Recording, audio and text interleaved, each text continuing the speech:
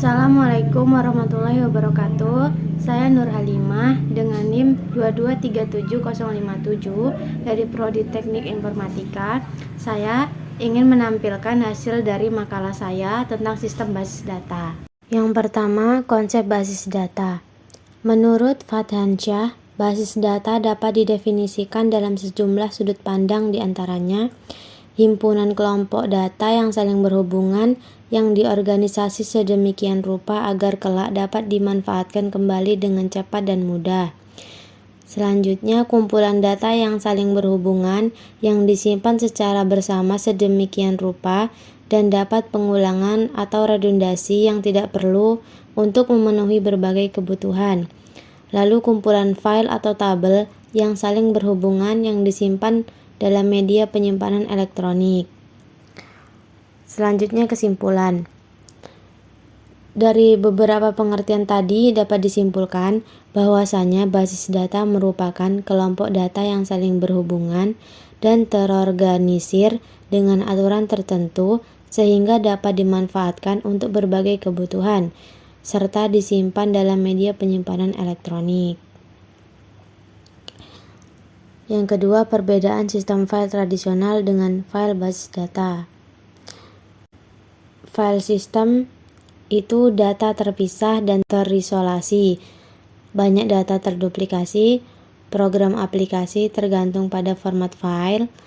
File sering tidak kompatibel dengan file lain. Sulit mempresentasikan data dalam perspektif user.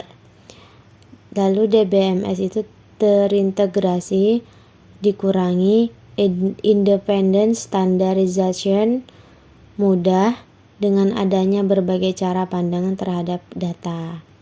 Lalu, keuntungan dan kekurangan basis data.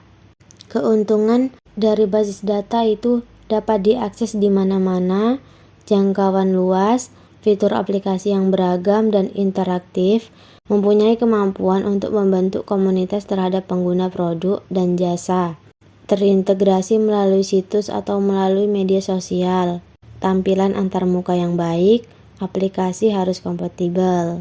Kerugiannya, kompleksitas. Mengelola dan merancang basis data yang kompleks bisa sulit.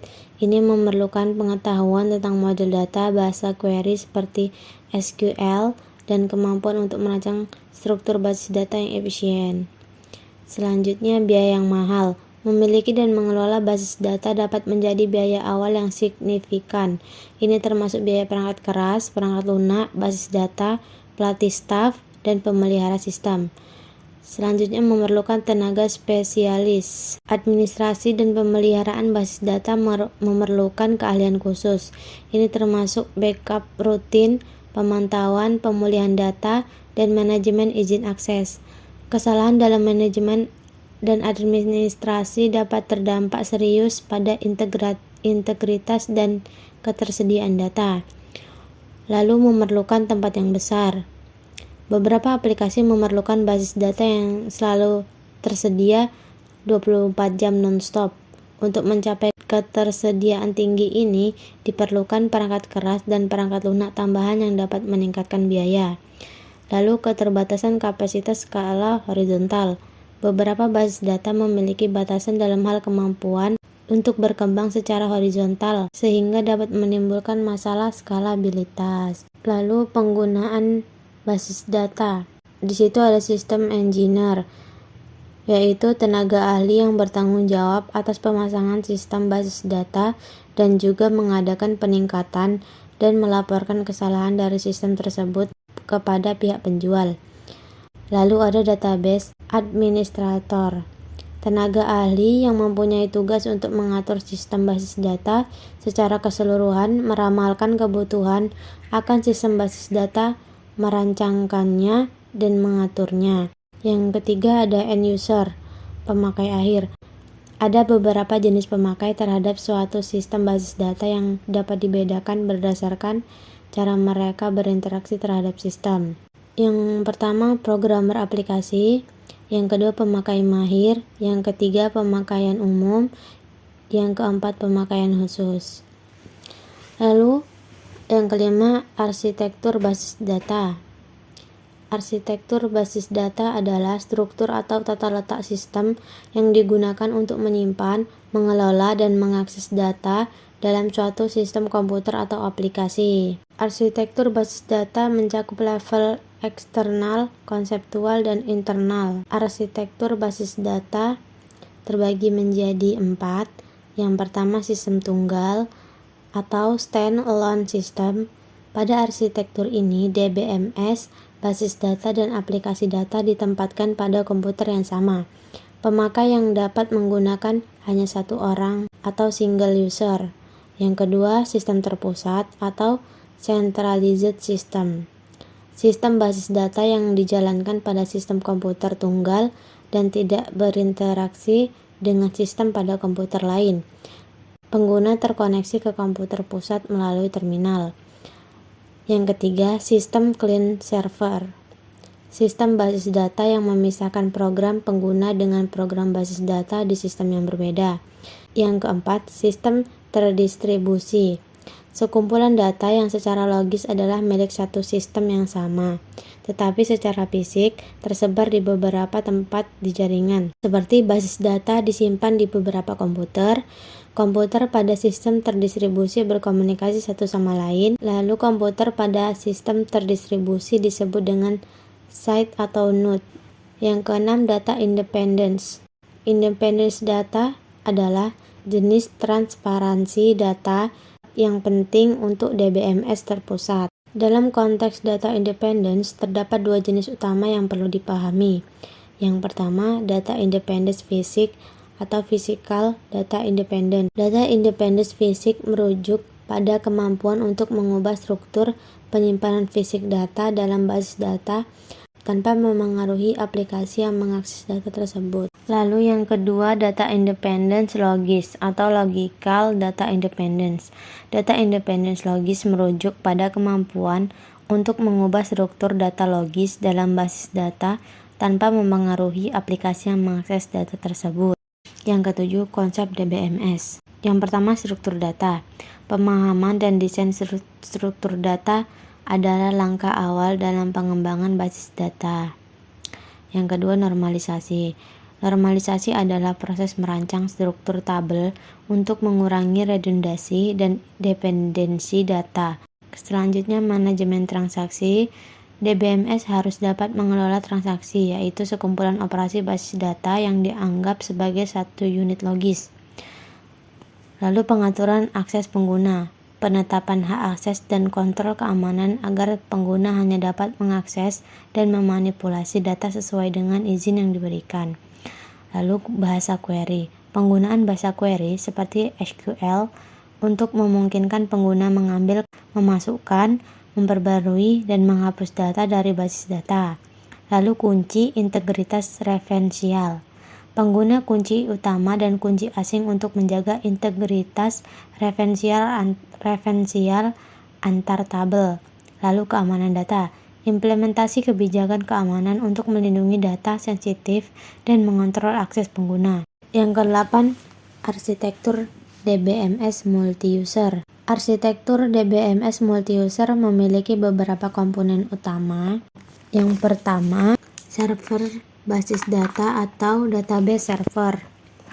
Ini adalah komponen inti dari arsitektur DBMS multi-user. Server basis data adalah perangkat keras atau perangkat lunak yang bertanggung jawab untuk menyimpan, mengelola, menyediakan akses ke basis data.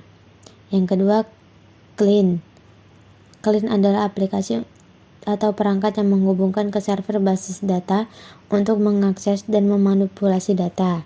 Selanjutnya, protokol komunikasi. Protokol komunikasi adalah perangkat aturan yang mengatur bagaimana client dan server basis data berkomunikasi satu sama lain. Lalu manajemen koneksi. Arsitektur DBMS multi-user harus mengelola koneksi dari banyak client secara bersamaan. Lalu manajemen transaksi. DBMS harus dapat mengelola transaksi yang dilakukan oleh banyak pengguna secara simultan. Lalu manajemen keamanan. Arsitektur DBMS multi-user harus memiliki mekanisme keamanan yang kuat untuk melindungi data dari akses yang tidak sah. Lalu manajemen kinerja. DBMS harus dapat mengoptimalkan kinerja dalam lingkungan multi-user dengan memproses permintaan dengan efisien, menggunakan indeks, dan mengatur caching data. Lalu manajemen sesi. DBMS harus dapat mengelola sesi pengguna yang melibatkan sejumlah interaksi dengan basis data. Lalu manajemen deadlock. Manajemen deadlock ini dibagi menjadi dua. Yang pertama, deadlock adalah situasi di mana dua atau lebih transaksi saling menunggu satu sama lain untuk melepaskan sumber daya yang mereka butuhkan. Yang kedua, arsitektur DBMS multi-user. Dirancang untuk mendukung penggunaan bersama sumber daya basis data dalam lingkungan yang padat. Lalu model relasional. Model relasional adalah suatu model basis data yang menggunakan tabel dua dimensi yang terdiri atas baris dan kolom untuk menggambarkan sebuah berkas data. Model relasional adalah salah satu model data yang paling umum digunakan dalam manajemen basis data. Model ini dikembangkan oleh Edgar F. Codd pada tahun 1970 dan sejak itu menjadi dasar dalam desain, pengelolaan, dan penggunaan basis data. Berikut adalah beberapa konsep kunci dalam model relasional. Yang pertama, tabel relasional. Yang kedua, kolom. Yang ketiga, baris. Yang keempat, kunci utama. Yang kelima, kunci asing. Yang keenam, relasi. Yang ketujuh, integritas data. Yang kedelapan, basis data pertanyaan. Lalu 10, keuntungan model relasional. Keuntungan model relasional meliputi kemudahan pengelolaan data, kemampuan untuk menjalankan pertanyaan kompleks, dukungan untuk integritas data yang tinggi, dan fleksibilitas dalam desain basis data. Berikut keuntungan model relasional. Yang pertama, bentuknya sederhana, mudah melakukan berbagai operasi data, keterbacaan dan keterhubungan data, fleksibilitas dalam pengambilan data, normalisasi data, integritas referensial. Lalu yang ke-11, konsep kunci relasional dan aturan integritas dalam konsep RDBMS. Kunci relasional ada dua jenis, yaitu kunci utama atau primary key, sebuah kolom atau kelompok kolom yang secara unik mengidentifikasi setiap baris dalam sebuah tabel. Yang kedua, kunci asing atau foreign key, sebuah kolom atau kelompok kolom yang menunjuk ke kunci utama di tabel lain, digunakan untuk menjaga integritas referensial antar tabel. Lalu aturan integritas.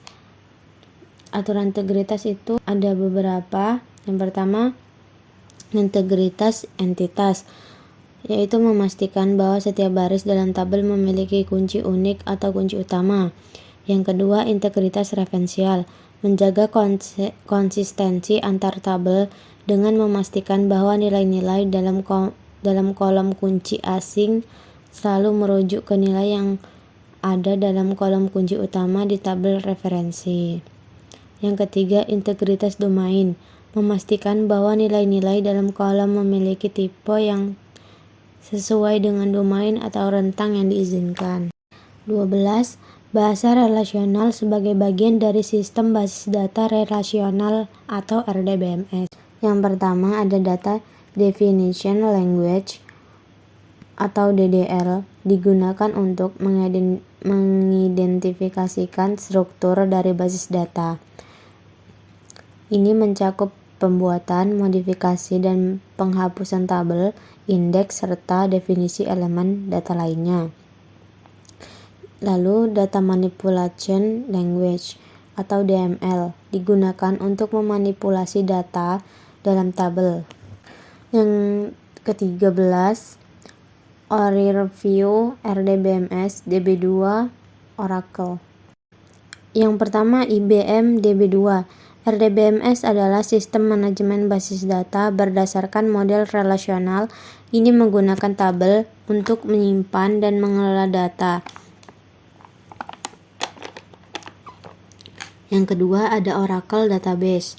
Oracle Database yang dikembangkan oleh Oracle Corporation adalah salah satu RDBMS yang paling terkenal dan banyak digunakan di dunia.